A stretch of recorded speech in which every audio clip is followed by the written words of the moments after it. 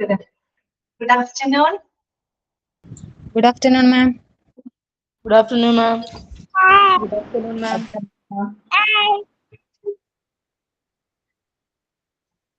ആരാണ് ഹായ് തന്നത്? ഹരിതയുടെ മോളാണോ? Yes, ma'am. ഓക്കെ, അപ്പൊ തിരിച്ചൊരു ഹായ് പറഞ്ഞ. ഹായ്. ഓക്കെ ഓക്കെ, ശരി.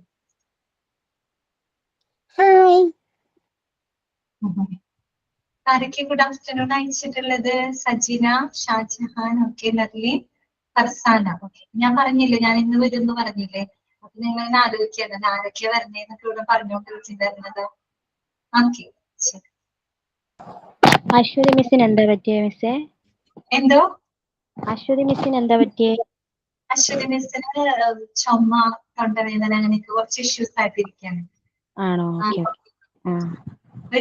നെക്സ്റ്റ് വീക്ക് വരുമായിരിക്കും. ഇല്ല, കണ്ടില്ല, വണ്ടിയും കണ്ടിണ്ടായിരുന്നില്ല. ജോബ് സാർ പറഞ്ഞായിരുന്നു. ജോബ് സാർ പറഞ്ഞു എന്തോ വയ്യായികയാന്ന് പറഞ്ഞു. അപ്പൊ എന്താന്ന് ചോദിക്കാൻ മറന്നുപോയി. ചെറിയ അലർജിക് ഇഷ്യൂസ് ഉണ്ട്. പിന്നെ ത്രോട്ടിനൊക്കെ ബുദ്ധിമുട്ടായിട്ടിരിക്കാണ്. അതുകൊണ്ടാണ് കേട്ടോ. ഓക്കെ, വിളിച്ചാ ഞങ്ങളൊക്കെ അന്വേഷിച്ചെന്ന് പറഞ്ഞേട്ടോ മിസ്സേ. പറയാം.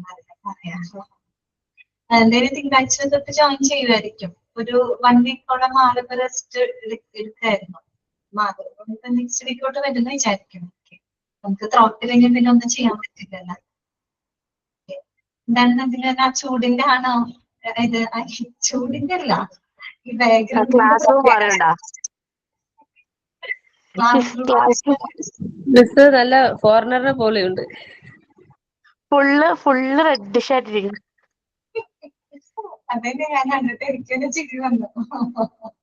ഓക്കെ, അതെന്താന്ന് വെച്ചാ നമ്മൾ സാധാരണ എടുക്കുന്ന ക്ലാസ്സില് നെറ്റ് പോയിട്ട് എടുക്കാണ്. അപ്പൊ അതുകൊണ്ട് നമ്മൾ ഈ ക്ലാസ്സിലേക്ക് ഉണ്ടത്. ഈ ക്ലാസ് കണ്ടപ്പോ എനിക്ക് ചിരി വരാണ്. മാറിപ്പോയി. ഓക്കെ, മിസ്സിന് ഇച്ചിരി ചിരി കൂടുതലാ. മിസ്സിന്റെ ഡാൻസ് കളിക്കുമ്പോഴത്തേന് മിസ്സിനെ സൂം ചെയ്യുന്നതിനകത്ത് മിസ്സിന്റെ ചിരി ഞങ്ങൾക്ക് ഭയങ്കര ഇഷ്ടം. ആണോ? ഓക്കെ, ശരി. ചിരി വരുന്ന വേറെ ഒന്നും ഉണ്ടല്ലോ, ഇടയ്ക്ക് കളിക്കുമ്പോ തെറ്റി പോകുന്നുണ്ട്. തെറ്റിപ്പോകുമ്പോ എനിക്ക് ചിരി വരും. പക്ഷെ അത് കാണുമ്പോൾ മനസ്സിലാവണ്ടോ അറിയില്ല. തെറ്റിക്കഴിഞ്ഞാൽ അപ്പൊ ഞാൻ ചിരിക്കും. അങ്ങനെയാണ്. ഓക്കെ, അപ്പൊ നമുക്ക് ക്ലാസ് സ്റ്റാർട്ട് ചെയ്യാം. ഓക്കെ അല്ലേ? ശരി, അപ്പൊ നമ്മള് പുതിയൊരു ചാപ്റ്റർ തുടങ്ങി വെച്ചു അല്ലെ.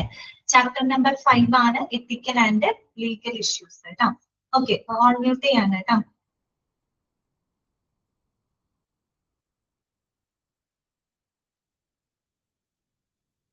നമ്മൾ ആദ്യം പറഞ്ഞത് ഈ പറയുന്ന എത്തിക്കൽ ആസ്പെക്റ്റിനെ പറ്റിയിട്ടാണ് അല്ലെ.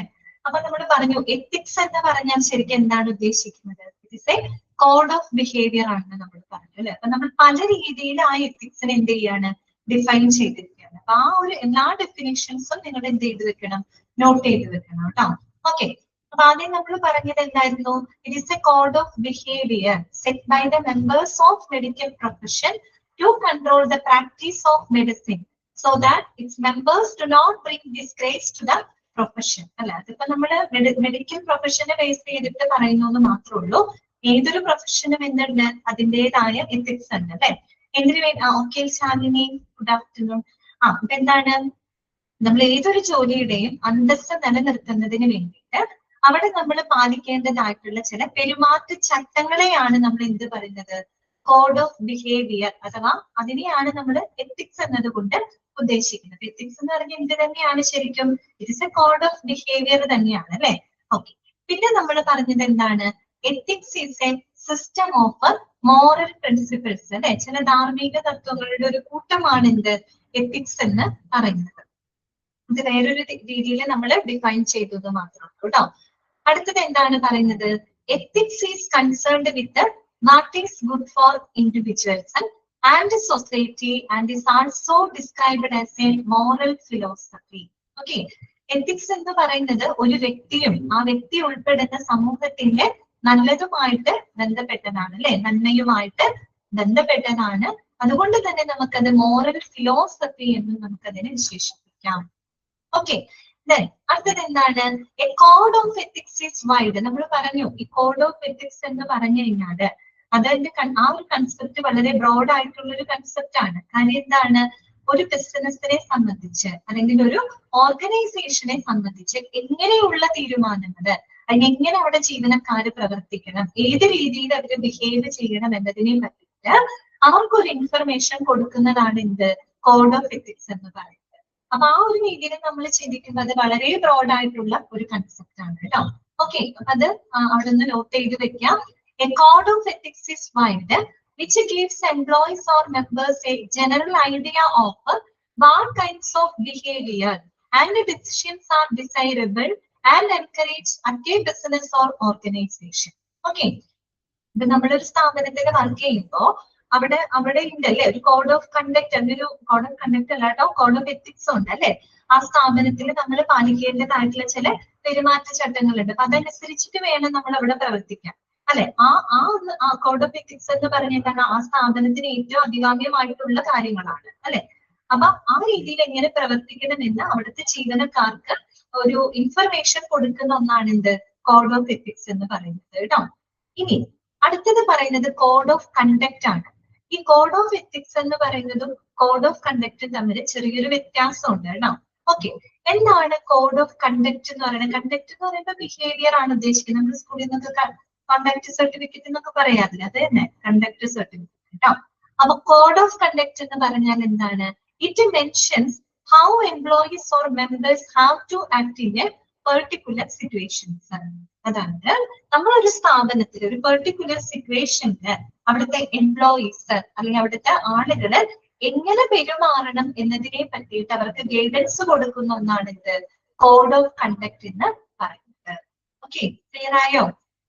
അപ്പൊ കോഡ് ഓഫ് എത്തിക്സ് എന്ന് പറയുന്നതും കോഡ് ഓഫ് കണ്ടക്ട് എന്ന് പറയുന്നതും ചെറിയൊരു വ്യത്യാസമുണ്ട്. കോഡ് ഓഫ് എത്തിക്സ് മീൻസ് ആ ഒരു സ്ഥാപനത്തിൽ ജീവനക്കാരെ എങ്ങനെ പെരുമാറണം എന്നതിനെ പറ്റി അവർക്ക് ഇൻഫർമേഷൻ കൊടുക്കുന്ന ഒന്നാണ് code of ethics. Code of conduct എന്ന് പറഞ്ഞാൽ ഓരോ പർട്ടിക്കുലർ സാഹചര്യത്തിനും ഒരു വ്യക്തി എങ്ങനെ പെരുമാറണം എന്നതിനെ പറ്റിയിട്ട് എന്താണ് വിശദമാക്കുന്ന അല്ലെങ്കിൽ അതിനെ പറ്റി പരാമർശിക്കുന്ന ഒന്നാണ് ഇത് കോഡ് ഓഫ് കണ്ടക്ട് എന്ന് പറയുന്നത്. മനസ്സിലായോ? എത്തിക്കൽ ആസ്പെക്ടുകളാണ് നമ്മൾ പറഞ്ഞത് കേട്ടോ. പല രീതിയിൽ നമ്മൾ എന്ത് ചെയ്യുന്നു, എത്തിക്സിനെ ഡിഫൈൻ ചെയ്യുന്നു. ഓക്കെ ഓക്കെ അല്ലേ? ഒന്നുകൂടെ പറയാനാ? മനസ്സിലായില്ലേ ഞാൻ പറഞ്ഞത്? ഓക്കെ, അതായത് കോഡ് ഓഫ് എത്തിക്സ് എന്ന് പറയുന്നതും കോഡ് ഓഫ് കണ്ടക്ട് എന്ന് പറയുന്നതും ചെറിയൊരു വ്യത്യാസം ഉണ്ടെന്ന്. ഓക്കെ, കോഡ് ഓഫ് എത്തിക്സ് എന്ന് പറഞ്ഞു കഴിഞ്ഞാല് നമ്മള് ഒരു സ്ഥാപനത്തിന് ഏറ്റവും അഭികാമ്യമായിട്ടുള്ള രീതിയിൽ എങ്ങനെ പ്രവർത്തിക്കണം എന്നതിനെ പറ്റിയിട്ട് ജീവനക്കാർക്ക് അറിവ് നൽകുന്ന ഒന്നാണ് കോഡ് ഓഫ് എത്തിക്സ്. ആ സ്ഥാപനത്തിന്റെയാണ് കേട്ടോ. കോഡ് ഓഫ് കണ്ടക്ട് എന്ന് പറഞ്ഞാൽ എന്താ, നമ്മളൊരു പ്രത്യേക സാഹചര്യം വരികയാണ്, ആ സാഹചര്യത്തിൽ നമ്മൾ എങ്ങനെ പെരുമാറണം എന്നതിനെ പറ്റിയിട്ട് പരാമർശിക്കുന്നതാണ് ഇത് കോഡ് ഓഫ് കണ്ടക്ട് എന്ന് പറയുന്നത്. Okay, clear? മനസ്സിലായില്ലേ? ഓക്കെ, ഇത് വായിച്ചു നോക്കിക്കോളൂ കേട്ടോ. സിസ്റ്റം വായിച്ചു നോക്കിക്കോളൂ.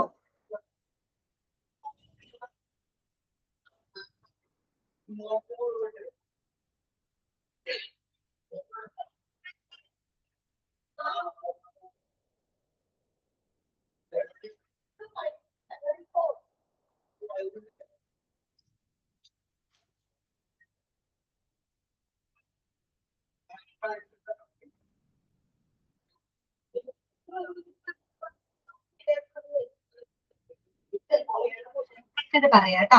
അപ്പൊ നമ്മള് എത്തിക്കൽ ആസ്പെക്ടുകൾ മനസ്സിലാക്കി. ഇനി നമുക്ക് നെക്സ്റ്റ് പഠിക്കാനുള്ളത് ലീഗൽ ആസ്പെക്ടുകളെ കുറിച്ചാണ് കേട്ടോ. നിയമപരമായിട്ടുള്ള വശങ്ങളെ പറ്റിയിട്ടാണ്.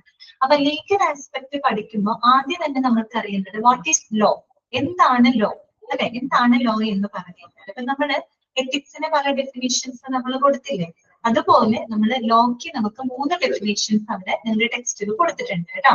അപ്പൊ അത് 3 ഇമ്പോർട്ടന്റ് ആണ്. അത് 3 ഇമ്പോർട്ടന്റ് ആണ്, നോട്ട് ചെയ്ത് വെക്കാം കേട്ടോ. ഫസ്റ്റ് വൺ ഇതാണ്, law means set of rules to lead the human action.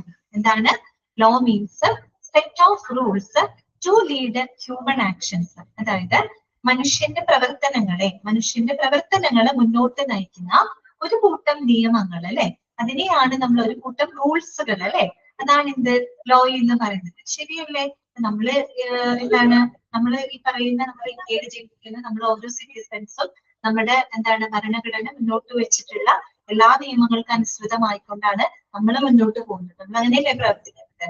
അത് തന്നെയാണ് അല്ലെ? അതായത് മനുഷ്യന്റെ പ്രവർത്തനങ്ങളെ മുന്നോട്ട് നയിക്കുന്ന എന്താണ് ഒരു കൂട്ടം റൂൾസുകൾ അല്ലെ, ദാറ്റ് ഈസ് കോൾഡ് ലോ എന്ന് പറയും. ഓക്കെ, ഒരു ഡെഫിനേഷൻ ആണ്. രണ്ടാമത്തെ എന്താണ്? Law is a system of rights and obligations which the state imposes അല്ലെ.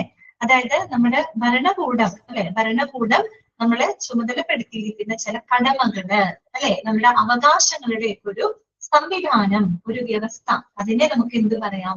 ലോ എന്ന് പറയാം അല്ലെ. ശരിയല്ലേ? നമ്മുടെ ഭരണകൂടം നമുക്ക് നൽകിയിട്ടുള്ള അവകാശങ്ങള്, കടമകള്, അതിന്റെ ഒരു സംവിധാനം, ആ ഒരു വ്യവസ്ഥയെയാണ് നമ്മുടെ ലോ എന്ന് വിശേഷിപ്പിക്കുന്നത്. ഓക്കെ, രണ്ടാമത്തെ ഡെഫിനിഷൻ ആണത്. മൂന്നാമത് പറയുന്നത് കേട്ടോ, മൂന്നാമത്തെ ഡെഫിനിഷൻ എന്താണ്? Law is the body of principles recognized by the state and the administration of justice അല്ലെ. നമ്മുടെ ഭരണകൂടം അല്ലെങ്കിൽ നമ്മുടെ നീതി നിർവഹണ വിഭാഗം അംഗീകരിച്ചിട്ടുള്ള ഒരു കൂട്ടം തത്വങ്ങളെ നമുക്ക് എന്ത് പറയാം? ലോ എന്ന് വിശേഷിപ്പിക്കാം. Is the body of principles that are recognized by state and the administration of justice അല്ലെ. നമ്മുടെ ഭരണകൂടവും അതുപോലെ നമ്മുടെ നീതി നിർവഹണ വിഭാഗം അല്ലെ. നമ്മുടെ നീതി നിർവഹണ വിഭാഗങ്ങൾ ആരൊക്കെയാണ്? പോലീസ്, കോടതി, ഇതൊക്കെയാണ് നമ്മുടെ എന്ത് നീതി നിർവഹണ വിഭാഗങ്ങൾ അല്ലെ. അപ്പൊ അവര് എന്താണ് റെക്കഗ്നൈസ് ചെയ്തിട്ടുള്ള ഒരു കൂട്ടം പ്രിൻസിപ്പിൾസിനെ നമുക്ക് എന്ത് വിശേഷിപ്പിക്കാം?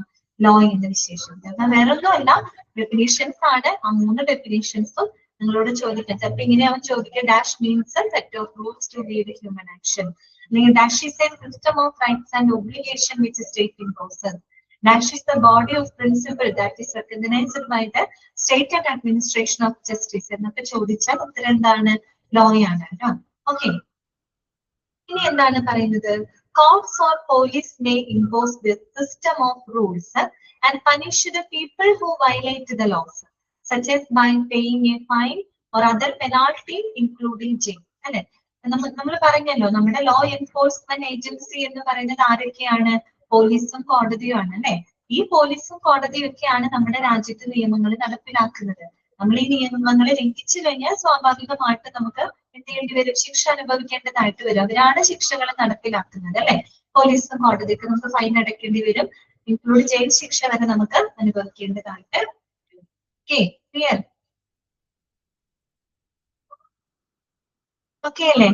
അപ്പൊ നമ്മള് ആ ഒരു എത്തിക്കൽ ആസ്പെക്ടുകളും ലീഗൽ ആസ്പെക്ടുകളാണ് ഇവിടെ പറഞ്ഞത് കേട്ടോ.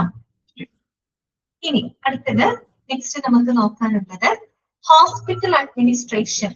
Hospital administration is obliged to have a clear understanding of ethical and legal responsibility. അപ്പൊ നമ്മള് എത്തിക്കൽ ആസ്പെക്ടുകളെ പറ്റിയിട്ടും ലീഗൽ ആസ്പെക്ടുകളെ പറ്റിയിട്ടും നമ്മൾ മനസ്സിലാക്കി. ഇനി ഒരു ഹോസ്പിറ്റലിനെ സംബന്ധിച്ചിടത്തോളം അവിടുത്തെ അഡ്മിനിസ്ട്രേഷൻ ഇങ്ങനെയുള്ള നിയമപരമായിട്ടും അവരുടെ ധാർമ്മികവുമായിട്ടുള്ള ഉത്തരവാദിത്തങ്ങളെ പറ്റിയിട്ട് അവര് എന്തായിരിക്കും? റെസ്പോൺസിബിൾ ആയിരിക്കണം. അത് എന്തുകൊണ്ടാണ് അങ്ങനെ റെസ്പോൺസിബിൾ ആവണം? എന്തുകൊണ്ടാണത് അവര് റെസ്പോൺസിബിൾ ആയിരിക്കണം എന്ന് പറയാൻ കാരണം എന്താണ്? നമുക്കറിയാം, നമ്മൾ ഇങ്ങനെയുള്ള ഉത്തരവാദിത്തങ്ങൾ, ഇത്തരത്തിലുള്ള റെസ്പോൺസിബിലിറ്റീസ് ഒന്നും ചെയ്തില്ല എന്നുണ്ടെങ്കിൽ പല വിധത്തിലുള്ള നിയമ നടപടികൾക്ക് എന്ത് ചെയ്യേണ്ടി വരും? ഹോസ്പിറ്റല് വിധേയമാവേണ്ടി വരും അല്ലെ.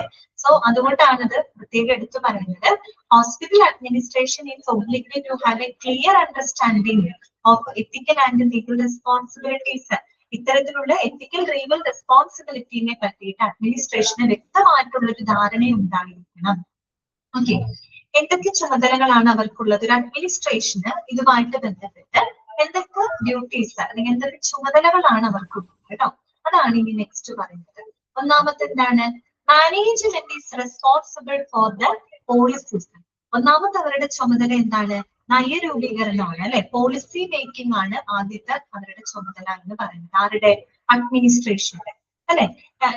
അത് ഇവർക്ക് നയങ്ങൾ രൂപീകരിക്കണമെങ്കിൽ എന്ത് വേണം? അവർക്ക് ഈ പറയുന്ന എത്തിക്കൽ ലീഗൽ ആസ്പെക്ടുകളെ പറ്റിയിട്ട് അവർക്ക് അറിവുണ്ടാവണം, അല്ലെങ്കിൽ അതിനെ പറ്റിയിട്ട് വ്യക്തമായിട്ടുള്ള ധാരണ ഉണ്ടെങ്കിൽ മാത്രമാണ് അവർക്കത് ചെയ്യാൻ പറ്റുള്ളൂ അല്ലെ.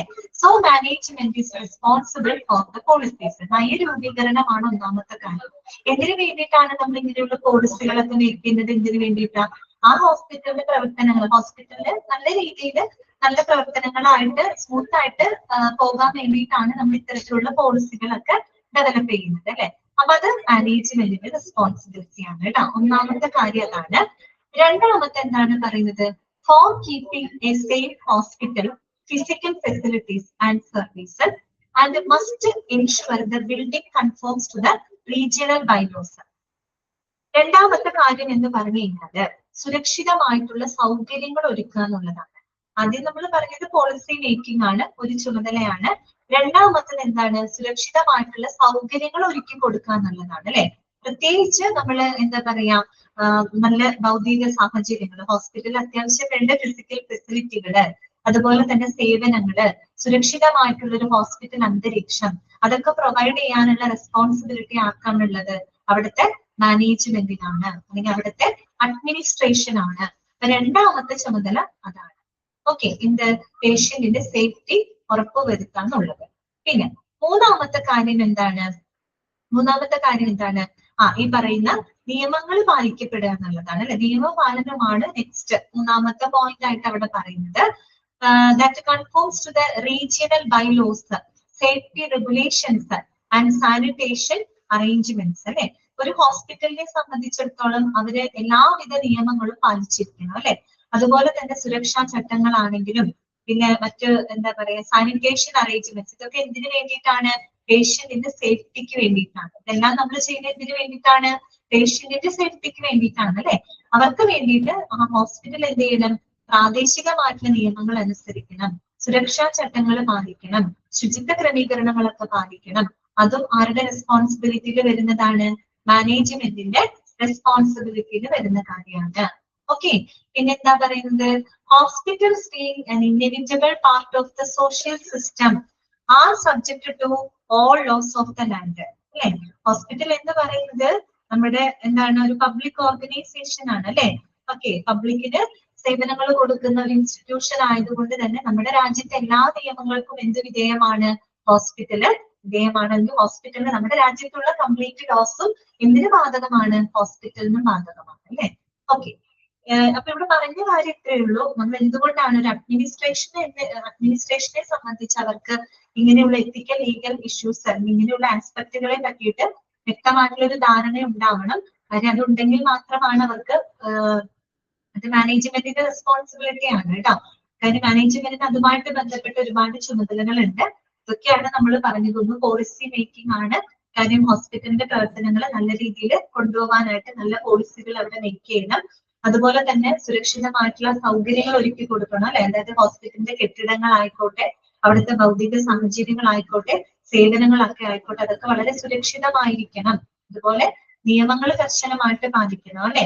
അതിപ്പോ പ്രാദേശികമായിട്ടുള്ള നിയമങ്ങളായിക്കോട്ടെ, സുരക്ഷാ ചട്ടങ്ങളായിക്കോട്ടെ, മറ്റ് സാനിറ്റേഷൻ അറേഞ്ച്മെന്റ്സുമായിട്ട് ബന്ധപ്പെട്ട കാര്യങ്ങളൊക്കെ കർശനമായിട്ട് അവർ പാലിക്കണം. പിന്നെ എന്താണ്, നമ്മുടെ രാജ്യത്ത് എല്ലാ നിയമങ്ങൾക്കും എന്ത് വിധേയമായിരിക്കും, ഹോസ്പിറ്റല് വിധേയമായിരിക്കും.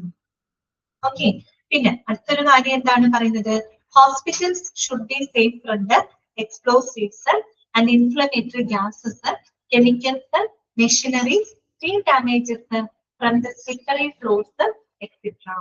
ഇത് കൂടാതെ ഹോസ്പിറ്റൽ എന്ന് പറയുന്നത് ഈ പറഞ്ഞ അപകടങ്ങളിൽ നിന്നൊക്കെ ഹോസ്പിറ്റൽ എപ്പോഴും സുരക്ഷിതമായിരിക്കണം, അത് ഉറപ്പുവരുത്തണം. പ്രത്യേകിച്ച് ഇവര് പറയുന്നുണ്ട് അല്ലെ, എക്സ്പ്ലോസീവ് സ്ഫോടക വസ്തുക്കൾ, അല്ലെങ്കിൽ പെട്ടെന്ന് തീ പിടിക്കുന്ന വാതകങ്ങള്, അല്ലെങ്കിൽ ഈ പറയുന്ന അപകടകരമായിട്ടുള്ള കെമിക്കൽസുകള്, പിന്നെ ഈ പറയുന്ന യന്ത്ര തകരാറ് മൂലം വരുന്ന അപകടങ്ങള്, പിന്നെ ഈ പറയുന്ന സ്റ്റീം മൂലം ഉണ്ടാകുന്ന നീരാവി പോലും ഉണ്ടാകുന്ന അപകടങ്ങള്, അതുപോലെ തെന്നുന്ന തറകള്, അങ്ങനെയൊക്കെയുള്ള അപകടങ്ങളിൽ നിന്നൊക്കെ ഹോസ്പിറ്റൽ എപ്പോഴും എന്തായിരിക്കണം, സുരക്ഷിതമായിരിക്കണം.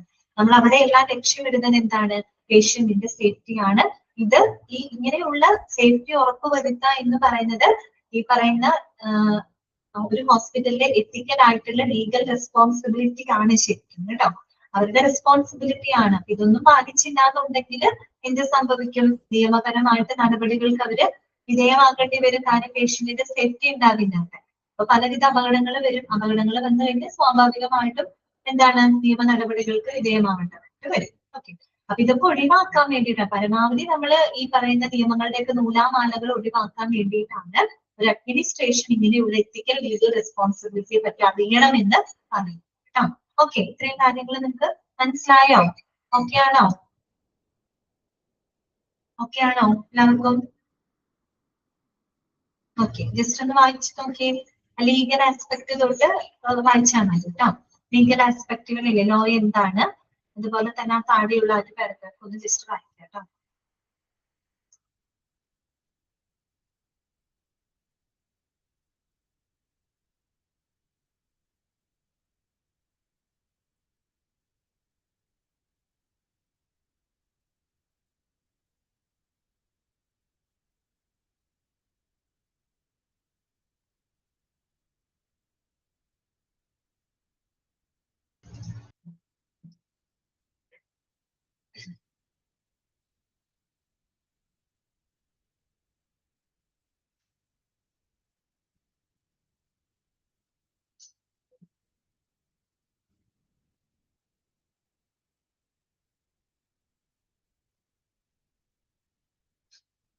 ക്ലിയർ ആയോ? ഇത്രയും ഭാഗങ്ങൾ ഓക്കെ അല്ലേ? നെക്സ്റ്റ് പറയട്ടെ എന്നാ. അടുത്തത്, why it is necessary for the hospitals and medical administrators to be aware of ethical and legal aspects of the hospital administration. അപ്പൊ ഇനി നമ്മൾ നെക്സ്റ്റ് പഠിക്കുന്നത് ഇത്തരത്തിലുള്ള എത്തിക്കൽ ലീഗൽ റെസ്പോൺസിബിലിറ്റിയെ പറ്റിയിട്ട് അറിയേണ്ടതിന്റെ നീഡ് എന്താണ്, അതിന്റെ ആവശ്യകത എന്താണ്. നമ്മൾ പറഞ്ഞല്ലോ, അഡ്മിനിസ്ട്രേഷൻ ഇതിനെ പറ്റിയിട്ട് ഒരു വ്യക്തമായ ധാരണ ഉണ്ടാവണമെന്ന് നമ്മൾ പറഞ്ഞു. എന്തിനു വേണ്ടിയിട്ട്, എന്തുകൊണ്ടാണ് അങ്ങനെ പറയുന്നത്, അല്ലെങ്കിൽ ഒരു എത്തിക്കൽ ലീഗൽ റെസ്പോൺസിബിലിറ്റിയെ പറ്റിയിട്ട് അഡ്മിനിസ്ട്രേറ്റേഴ്സും മറ്റ് മെഡിക്കൽ പ്രൊഫഷണൽസും അറിയേണ്ടതിന്റെ ആവശ്യകത എന്താണെന്നാണ് ഇനി പഠിക്കാൻ പോകുന്നത് കേട്ടോ. അപ്പൊ അതിന് കുറച്ച് റീസൺസുകൾ പറയുന്നുണ്ട്. ആ റീസൺസുകളൊക്കെ നിങ്ങൾ നോട്ട് ചെയ്ത് വെക്കുക കേട്ടോ. ഇതൊക്കെ കാരണം കൊണ്ടാണ് അല്ലെ. അപ്പൊ എന്നിട്ട് നമുക്കൊരു 6 പോയിന്റുകളാണ് അവിടെ പറഞ്ഞിരിക്കുന്നത്, 6 റീസൺസുകളാണ്. ഫസ്റ്റ് വൺ എന്ന് പറഞ്ഞാൽ increasing number of medico legal cases ആണ്. Increasing number of medico legal cases. കാര്യം എന്താണ്? മെഡിക്കോ ലീഗൽ കേസുകളുടെ എണ്ണം വർദ്ധിച്ചു വരികയാണ് അല്ലെ. അതായത് വർദ്ധിച്ചു വരുന്ന മെഡിക്കോ ലീഗൽ കേസുകളുടെ എണ്ണം. എന്താണ് മെഡിക്കോ ലീഗൽ കേസ് എന്ന് പറഞ്ഞാൽ നെക്സ്റ്റ് നമുക്ക് പഠിക്കാനുണ്ട്.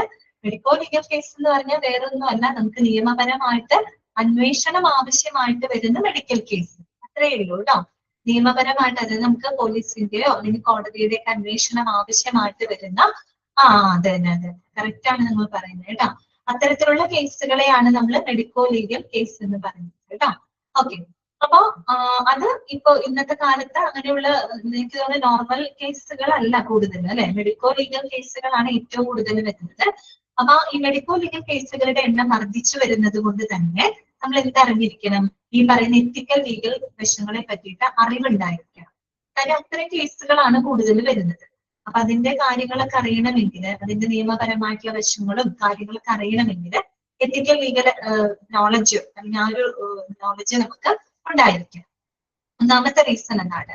പിന്നെ രണ്ടാമത് പറയുന്നത് minimise civil and criminal legal proceedings. അതായത് നമ്മൾ സിവിൽ ക്രിമിനൽ നിയമ നടപടികളൊക്കെ പരമാവധി കുറയ്ക്കുന്നതിന് വേണ്ടിയിട്ടും നമുക്ക് എത്തിക്കൽ ലീഗൽ റെസ്പോൺസിബിലിറ്റിയെ പറ്റിയിട്ട് അറിവുണ്ടാവണം. ആ ഒരു അറിവോടുകൂടി നമ്മൾ പ്രവർത്തിക്കുമ്പോൾ മാത്രമാണ് നമുക്ക് വേറെ ബുദ്ധിമുട്ടുകളൊന്നും ഉണ്ടാവാതിരിക്കുള്ളൂ അല്ലെ. ഇതൊന്നും അറിയാതെ നമ്മൾ പ്രവർത്തിച്ചു കഴിഞ്ഞാൽ സ്വാഭാവികമായിട്ടും പല പ്രശ്നങ്ങൾ വരാം. അപ്പൊ നമുക്ക് സിവിൽ ക്രിമിനൽ ലീഗൽ പ്രൊസീഡിങ്സുകളൊക്കെ ഫേസ് ചെയ്യേണ്ടതായിട്ട് വരും. അപ്പോ നമ്മൾ ഇങ്ങനെയുള്ള റെസ്പോൺസിബിലിറ്റീസ് അറിഞ്ഞിരുന്നു കൊണ്ട് നമ്മൾ പ്രവർത്തിക്കുകയാണെങ്കിൽ നമുക്ക് എന്ത് ചെയ്യാൻ പറ്റും, പരമാവധി സിവിൽ ക്രിമിനൽ പ്രൊസീഡിങ്സുകളൊക്കെ അവിടെ കുറയ്ക്കാൻ പറ്റും. അങ്ങനെയുള്ള നൂലാമാലകളൊക്കെ നമുക്ക് ഒഴിവാക്കാനായിട്ട് സാധിക്കും. ഓക്കെ, പിന്നെ മൂന്നാമത്തെ റീസൺ എന്താണ്? Ensure quality of medical care. അതുപോലെ തന്നെ നമ്മുടെ പേഷ്യൻസിന് കൊടുക്കുന്ന ആ ഒരു മെഡിക്കൽ പരിചരണത്തിന്റെ ക്വാളിറ്റി ഉറപ്പുവരുത്തുന്നതിനും എന്താവശ്യമാണ്?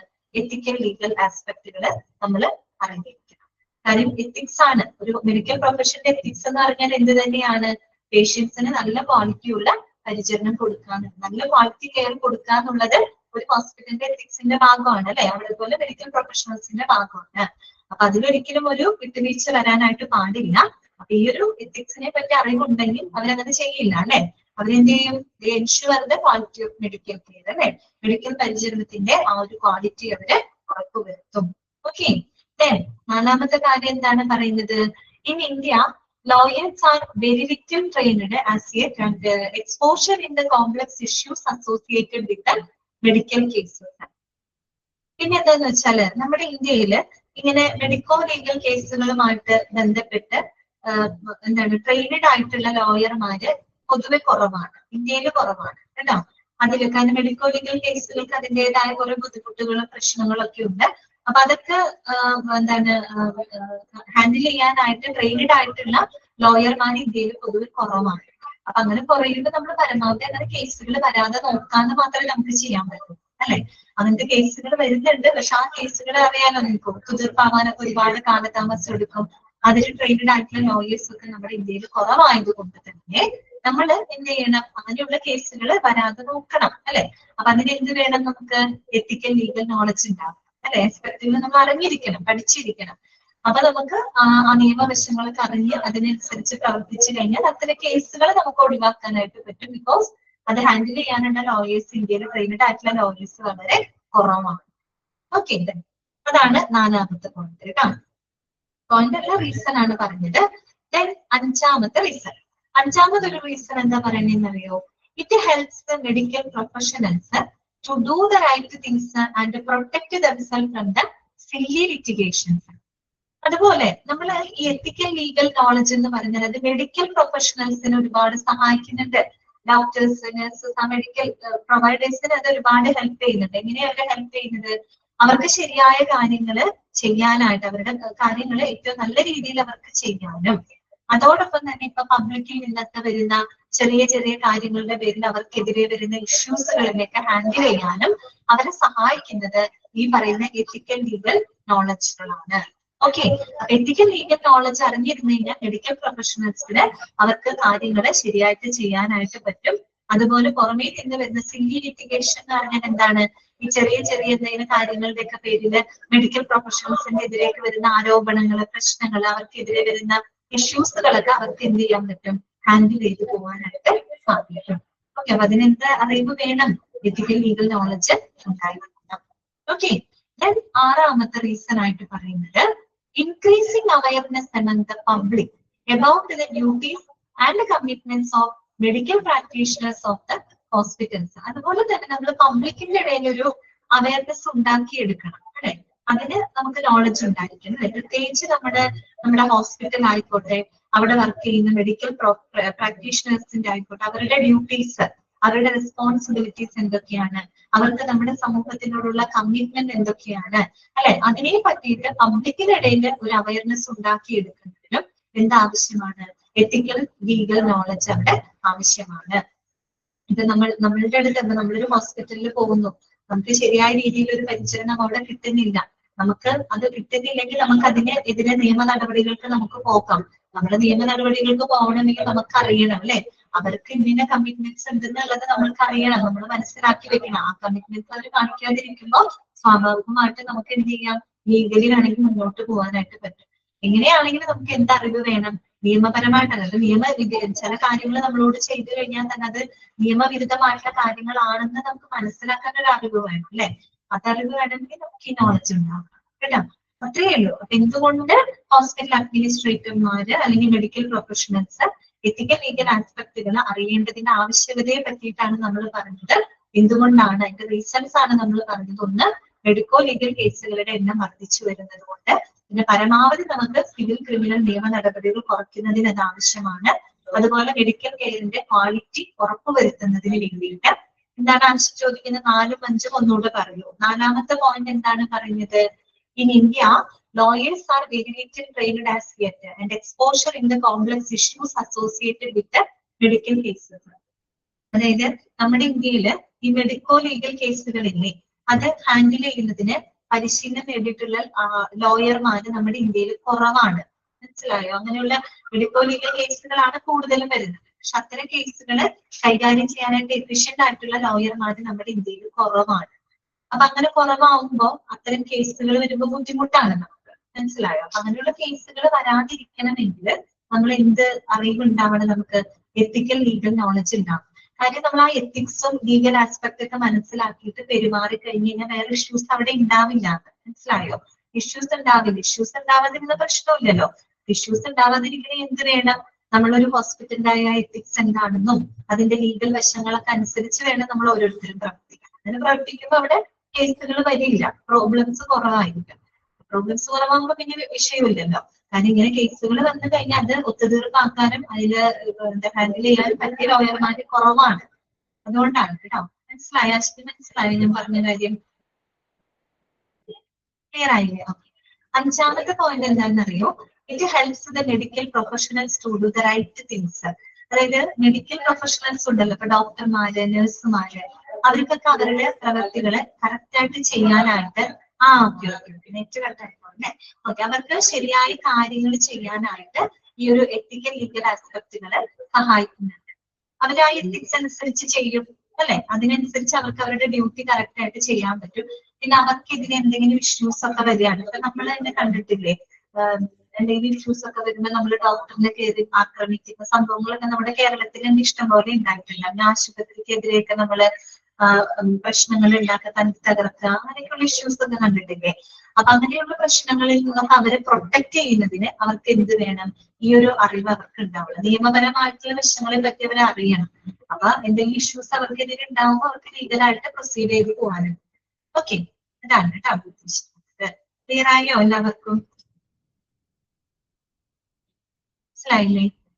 വായിച്ചു നോക്കിയേ, റീസൺസ് ഒന്ന് വായിച്ചു നോക്കി കേട്ടോ.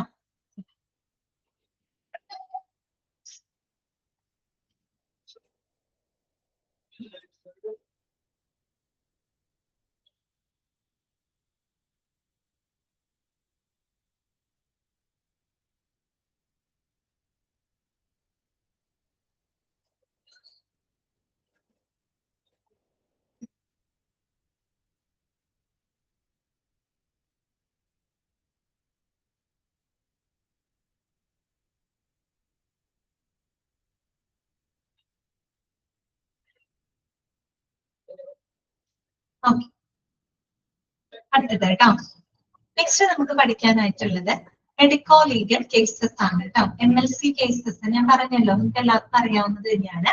അതായത് അന്വേഷണ ആവശ്യം, ഇപ്പൊ പോലീസിന്റെ അല്ലെങ്കിൽ കോടതികളുടെ അന്വേഷണങ്ങള്, നടപടികളൊക്കെ ആവശ്യമായിട്ട് വരുന്ന medical cases, that is called MLC കേട്ടോ, മെഡിക്കോ ലീഗൽ കേസസ്. നോക്കാം. It is a case of injury or illness where the attending doctor, after taking the history of illness and clinical investigations, considers that investigations by the law enforcing agencies are warranted to find out the circumstances and fix the responsibility regarding the same. Okay, അതായത് medico legal case എന്ന് പറഞ്ഞാൽ ഒരു പരിക്കാവാം, അല്ലെങ്കിൽ ഒരു അസുഖമാവാം, എന്ത് വേണമെങ്കിലും ആവാം കേട്ടോ. പരിക്കാവാം, അസുഖമാവാം, എന്താണെങ്കിലും അവരെ ചികിത്സിക്കുന്ന ഡോക്ടർ അല്ലെ, അറ്റൻഡ് ചെയ്യുന്ന ഡോക്ടർ അവരെ പരിശോധിച്ച് കഴിഞ്ഞതിന് ശേഷം ഡോക്ടർക്ക് തോന്നാണ് അത് ഒരു ഒരു ഇൻവെസ്റ്റിഗേഷൻ, പ്രത്യേകിച്ച് ഒരു പോലീസിന്റെ അല്ലെങ്കിൽ ഒരു കോടതിയുടെ ഇടപെടലുകള് അല്ലെങ്കിൽ അവരുടെ ഒരു അന്വേഷണം ആവശ്യമാണെന്ന് തോന്നുന്ന കേസുകളെയാണ് നമ്മൾ മെഡിക്കോ ലീഗൽ കേസസ് എന്ന് പറയുന്നത് കേട്ടോ.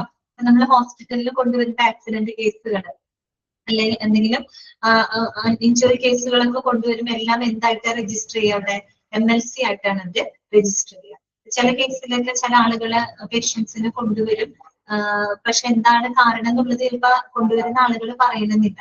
ഡോക്ടറോട് ചിലപ്പോൾ നോർമലാണ്, വല്ല വീണു അല്ലെങ്കിൽ അങ്ങനെയൊക്കെ പറഞ്ഞാൽ കൊണ്ടുവരുന്നത്. പക്ഷെ ഡോക്ടർ പരിശോധിക്കുമ്പോൾ ഡോക്ടർക്ക് എന്തെങ്കിലും അതിൽ സസ്പെക്റ്റഡ് ആയിട്ട് ഫീൽ ചെയ്ത് കഴിഞ്ഞാൽ അത് എന്ത് ചെയ്യുന്നറിയോ? അവരുടനെ തന്നെ അത് പോലീസിനെ അറിയിക്കും. അത് MLC ആയിട്ടാണ് രജിസ്റ്റർ ചെയ്യുക. ഓക്കെ, അങ്ങനെയുള്ള കേസുകളാണ് കേട്ടോ മെഡിക്കോ ലീഗൽ കേസസ് എന്ന് പറയുന്നത്.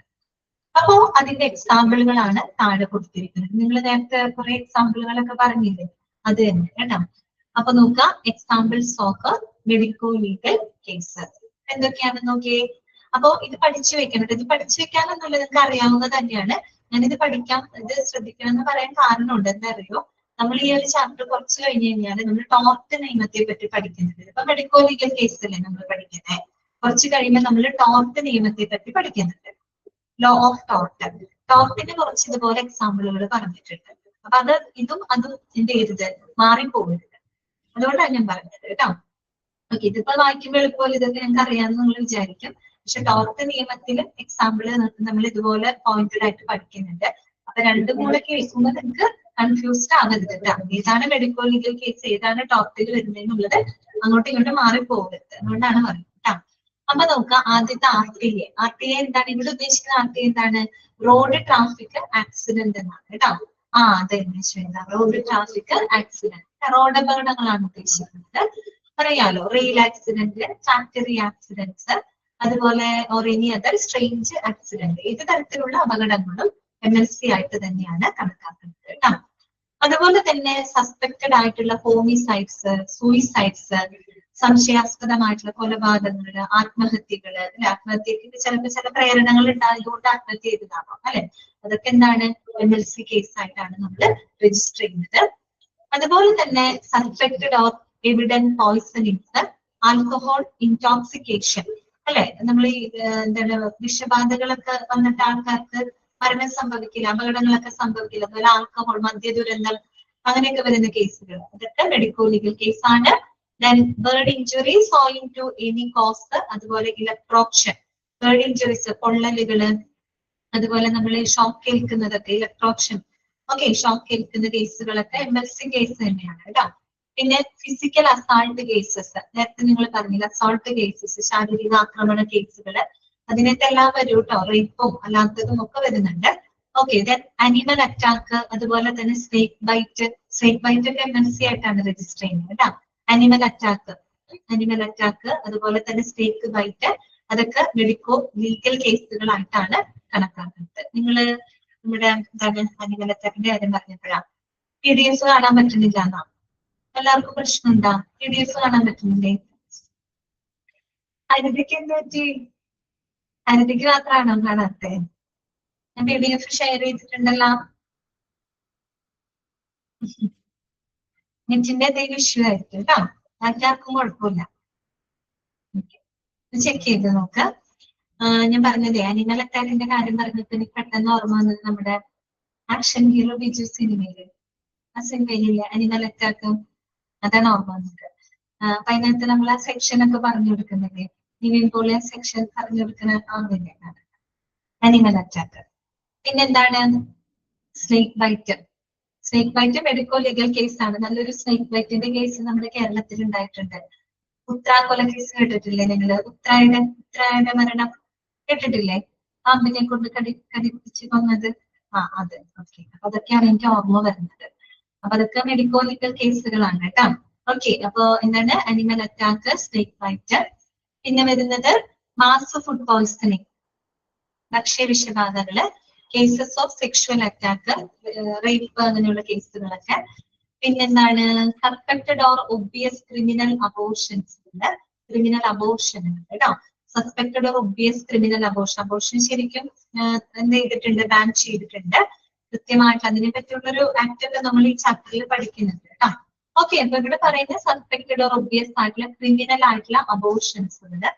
Then injury cases where the false play is suspected. അതുപോലെ നമുക്ക് എന്തെങ്കിലും സസ്പെക്റ്റഡ് ആയിട്ടുള്ള ഇഞ്ചുറി കേസസ്, പിന്നെ injury cases where probability of death in near future. ചില ഇഞ്ചുറി കേസിൽ ചിലപ്പോൾ മരണം സംഭവിക്കാൻ സാധ്യതയുള്ള ഇഞ്ചുറി കേസസ്, മരിച്ചിട്ടുണ്ടാവില്ല പക്ഷെ മരണത്തിന് സാധ്യതയുള്ള ഇഞ്ചുറി കേസസുകള്. പിന്നെന്താണ് unconscious cases where the reason of it is unclear. ചിലത് അൺകോൺഷ്യസ് കേസസ് ആണ് കേട്ടോ. അതിന്റെ വ്യക്തമായിട്ടുള്ള കാരണങ്ങളൊന്നും ഇല്ലാതെ കൊണ്ടുവരുന്ന അൺകോൺഷ്യസ് കേസുകളൊക്കെ MLC ആയിട്ടാണ് രജിസ്റ്റർ ചെയ്യുന്നത് കേട്ടോ. Okay, unconscious cases where the reason of it is unclear. It's unclear. Then brought dead cases where criminal offense is suspected. അതുപോലെ ക്രിമിനൽ ഒഫൻസ് സസ്പെക്ട് ചെയ്യുന്ന മരണ കേസുകള്. പിന്നെന്താണ് cases referred from the court. അത് of course അങ്ങനെ ആയിരിക്കുമല്ലോ. കോടതിയിൽ നിന്ന് റെഫർ ചെയ്ത് വിടുന്ന കേസുകളൊക്കെ എന്ത് തന്നെയായിരിക്കും? MLC കേസ് ആയിരിക്കും. പിന്നെ എന്ന് പറയുന്നത് എന്താണ്? കോടതിയുടെയും പോലീസിന്റെയും അന്വേഷണം ആവശ്യമായിട്ടുള്ള കേസുകളാണ്. അപ്പൊ പിന്നെ അറിയാലോ, കോടതിയിൽ നിന്ന് റെഫർ ചെയ്ത് വിടുന്ന കേസുകളൊക്കെ MLC കേസ് ആയിരിക്കും കേട്ടോ. അപ്പൊ അതൊക്കെ ഒന്ന് നിങ്ങളൊന്ന് വായിച്ചു വിട്ടാൽ മതി, നിങ്ങൾക്ക് അറിയാവുന്നതാണ് MLCക്ക് എക്സാമ്പിൾ എല്ലാം കേട്ടോ. ഓക്കെ, ഇപ്പൊ ക്ലിയർ ആയില്ല? അത്രയും ഭാഗങ്ങളൊക്കെ ഓക്കെ അല്ലേ എല്ലാവർക്കും? ഓക്കെ ആണ്. നമുക്ക് ഇതൊരു 5 മിനിറ്റ് മുമ്പ് ക്ലാസ് അവസാനിപ്പിക്കാം കേട്ടോ. 3:30 വരെ ഇരിക്കണില്ല കേട്ടോ. 3:25 നമുക്ക് ക്ലാസ്സിൽ നിർത്താം. ഓക്കെ, ഇനി നമുക്ക് പഠിക്കാനുള്ളത് ആക്ടുകളാണ് കേട്ടോ. ഇവിടെ നിന്നാണ് നിങ്ങൾ ശ്രദ്ധിക്കേണ്ടത്. ആക്ടുകളാണ് ഇന്ന് നമ്മൾ പഠിക്കാൻ പോകുന്നത്. ആക്ടുകൾക്ക് ഓരോ വർഷങ്ങളുണ്ട് കേട്ടോ. വർഷങ്ങളൊക്കെ ഇമ്പോർട്ടന്റ് ആണ്. പിന്നെ നമ്മൾ ഓരോ ആക്ടുമായിട്ട് ബന്ധപ്പെട്ട് ചെറിയ ചെറിയ പോയിന്റുകളൊക്കെ പഠിച്ചു വെക്കുന്നുണ്ട്, അതൊക്കെ നോട്ട് ചെയ്യുന്നു കേട്ടോ. നമ്മൾ പഠിക്കാൻ പോകുന്ന ആക്ടുകളുടെ ഒരു ചെറിയൊരു ഔട്ട്ലൈൻ അവിടെ കൊടുത്തിട്ടുണ്ട്. നമ്മൾ ജനറൽ ആക്ടുകൾ പഠിക്കുന്നുണ്ട് കേട്ടോ. പൊതുവായിട്ടുള്ള ആക്ടുകൾ പഠിക്കുന്നുണ്ട്, അതില് ഹോസ്പിറ്റൽ ഉൾപ്പെടുന്നുണ്ട് കേട്ടോ. പിന്നെ ഈ പറയുന്ന പോലെ മെഡിക്കൽ പ്രൊഫഷണൽ ആക്ടുകൾ പഠിക്കാനുണ്ട്. അത് പിന്നെ മിസ്ലേനിയസ് ആക്ട്, അതിലൊന്നും പെടാത്ത കുറച്ച് ആക്ടുകൾ ഉണ്ട്. ദെൻ നമ്മൾ പഠിക്കുന്ന മറ്റൊരു ഇമ്പോർട്ടന്റ് ആക്ട് ആണ് law of consumer protection act കേട്ടോ. ഉപഭോക്തൃ സംരക്ഷണ നിയമം ഒക്കെ കേട്ടിട്ടുണ്ടോ? അത് അപ്പൊ അതെന്തുകൊണ്ട് ഈ ഹോസ്പിറ്റൽ അഡ്മിനിസ്ട്രേഷനിൽ വരുന്നതിന് നിങ്ങൾക്ക് ചിലപ്പോൾ തോന്നുന്നുണ്ടാവും, എന്തുകൊണ്ട് law of consumer protection act ഇവിടെ വന്നേ?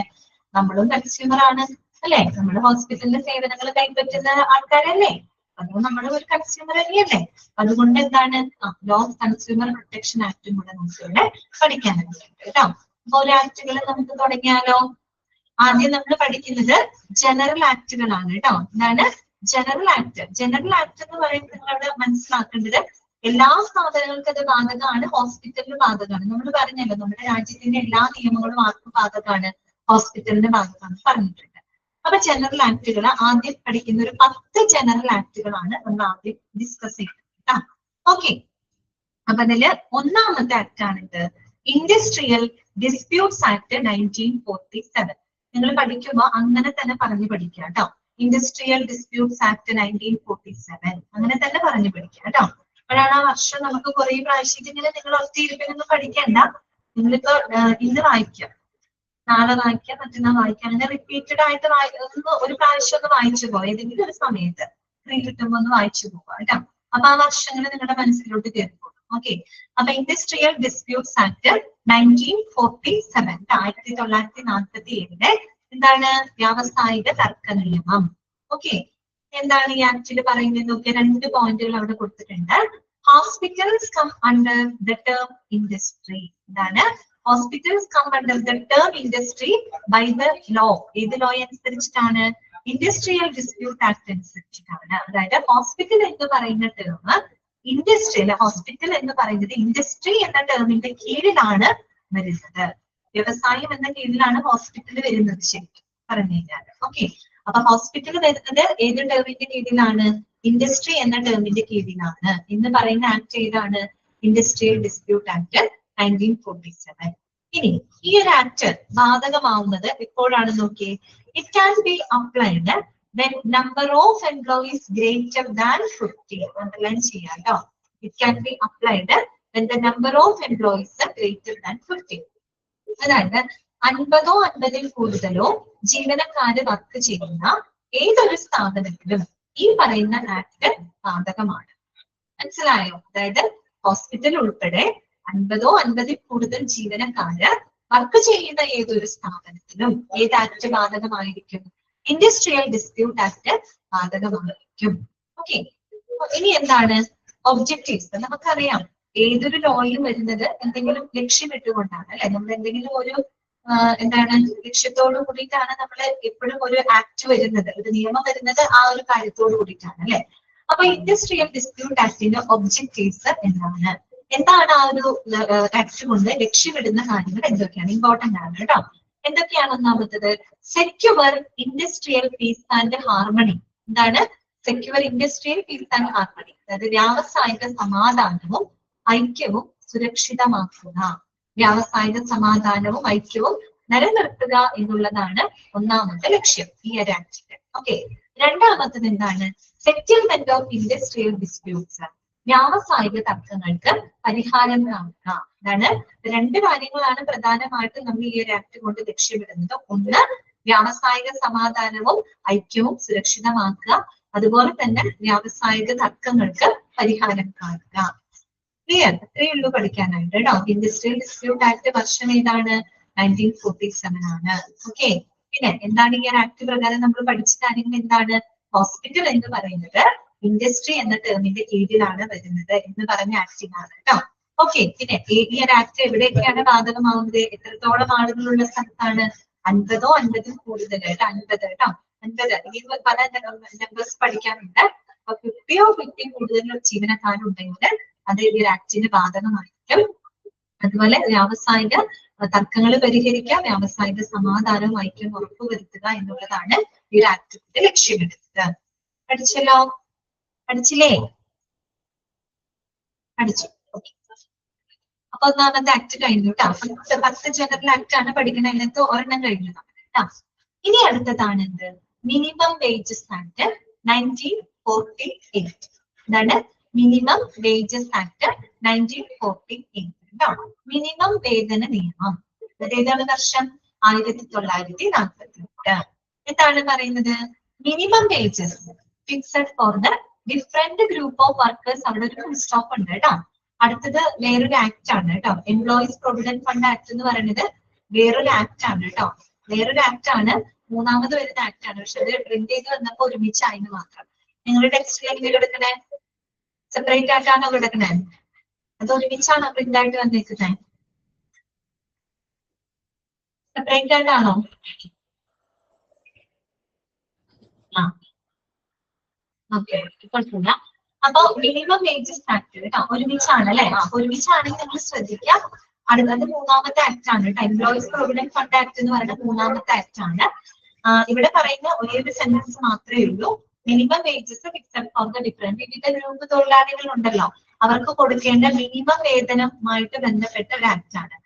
പണ്ട് കാലങ്ങളിലൊക്കെ നമ്മൾ ഈ ജോലി ചെയ്യുന്ന ആളുകൾക്ക് ഒരു മിനിമം വേതനം പോലും കൊടുക്കാത്ത ഒരു സാഹചര്യം ഉണ്ടായിരുന്നു. ചെയ്യുന്ന ജോലിക്ക് ഒരു മിനിമം വേതനം പോലും കിട്ടാത്ത ഒരവസ്ഥ ഉണ്ടായിരുന്നു. അപ്പൊ അതിനെയൊക്കെ റിക്കവർ ചെയ്യുന്നതിന് വേണ്ടിയിട്ട് വന്നിട്ടുള്ള ഒരു ആക്ട് ആയിരുന്നു ഈ മിനിമം വേജസ് ആക്ട് എന്ന് ആലോചിച്ച് 1948 വന്ന ആക്ട് ആണ് കേട്ടോ. അപ്പൊ ഇത്രയേ ഉള്ളൂ. അത് വിവിധ ഗ്രൂപ്പ് തൊഴിലാളികൾക്ക് വേണ്ടിയിട്ട് ഒരു മിനിമം വേതനം കൊടുക്കണം എന്നൊരു ആവശ്യവുമായിട്ട് വന്ന ഒരു ആക്ട്. അത്രയേ ഉള്ളൂ മിനിമം വേജസ് ആക്ടിൽ നമുക്ക് പഠിക്കാൻ അത്രയേ ഉള്ളൂ കേട്ടോ.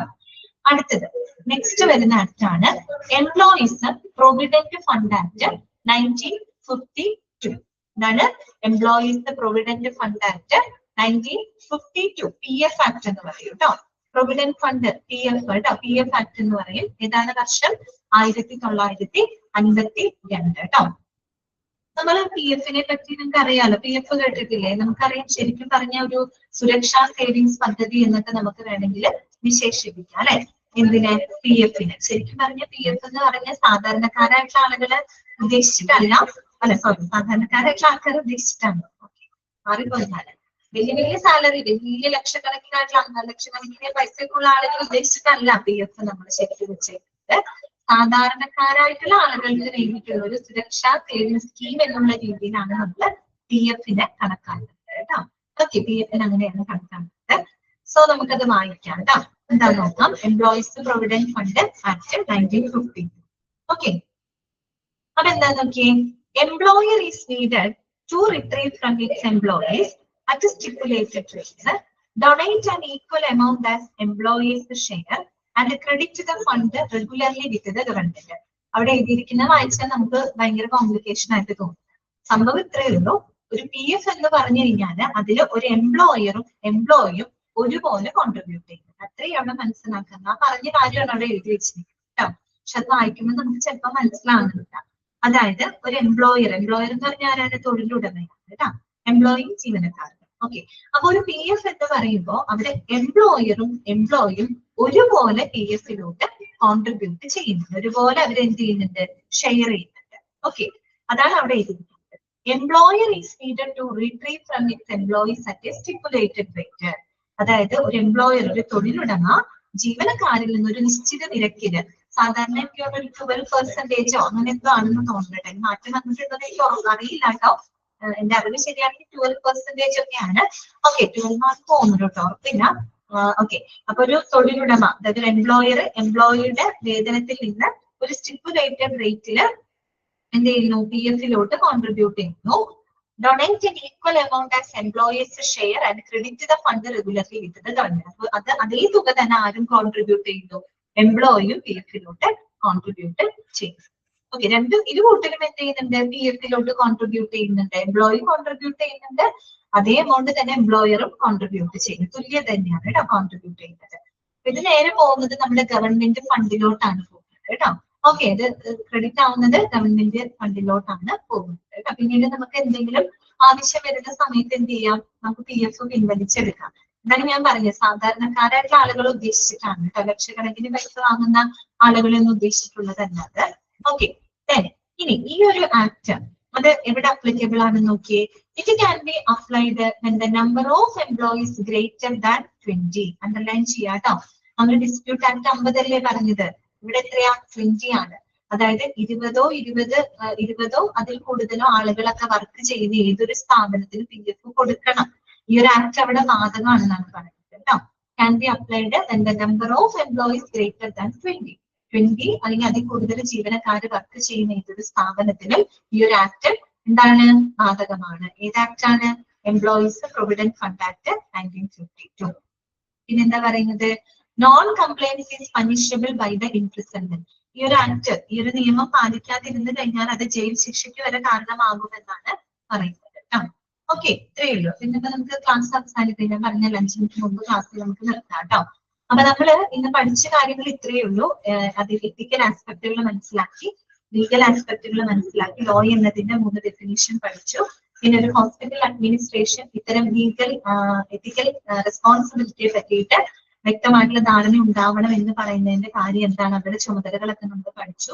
പിന്നെ അതിന്റെ നീട് നമ്മൾ മനസ്സിലാക്കി. അതുപോലെ എന്താണ് മെഡിക്കോ ലീഗൽ കേസ് എക്സാമ്പിൾ കണ്ടു. പിന്നെ 3 ആക്ടുകളാണ് പഠിച്ചത് കേട്ടോ. ഒന്ന് ഇൻഡസ്ട്രിയൽ ഡിസ്പ്യൂട്ട് ആക്ട് 1947, പിന്നെ minimum wages act 1948, employees provident fund act 1952. Okay, ഇത്രയും ക്ലിയർ അല്ലേ നിങ്ങൾക്ക്? അപ്പൊ നിങ്ങള് കാര്യം ചെയ്തോ, നമുക്ക് ക്ലാസ് കഴിഞ്ഞിട്ട് ഇല്ല കേട്ടോ. നമുക്ക് നെക്സ്റ്റ് ക്ലാസ്സിൽ കാണാം. ഓക്കെ എന്നാ, താങ്ക് യു.